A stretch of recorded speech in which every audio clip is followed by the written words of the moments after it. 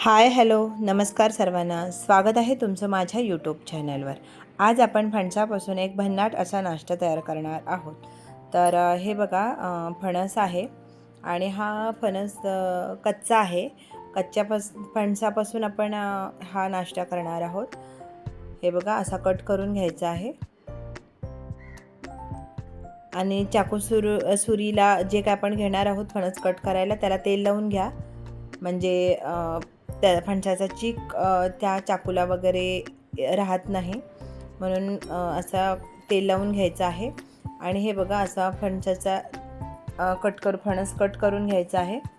हे बघा, बिया अशा वेगळा करून घ्यायच्या आहेत, गरे हे गरे असे वेगळे एका भांड्यात काढून घ्यायचे आहे।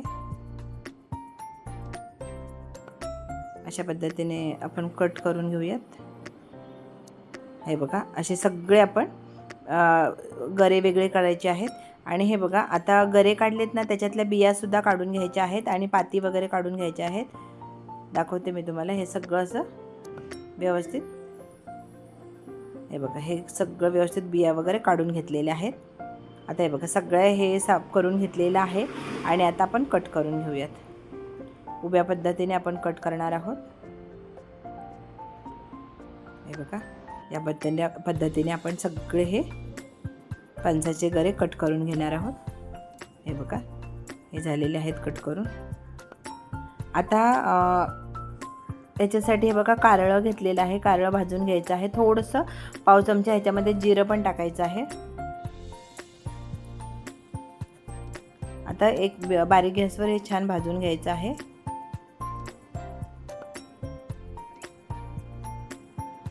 झालेलं आहे। आता ना असं ना थोडंसं जाडभरडं असं ठेसून घ्यायचं आहे,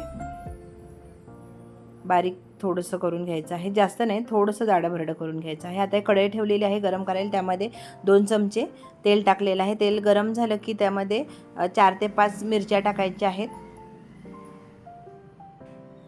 मिरच्या परतून घ्यायच्या छान। आता हे बघा, हे आपण जे भरडलेलं होतं ना कारळं आणि जिरं, ते टाकायचं आहे, तेही परतून घेऊयात। चांगलं तेलामध्ये परतायचं। आणि हे बघा, पाव चमचा हिंग टाकायचा आहे। आणि हे बघा, आता हे फणसाचे गरे कट करून घेतलेले आहेत ना, ते टाकून घ्यायचे।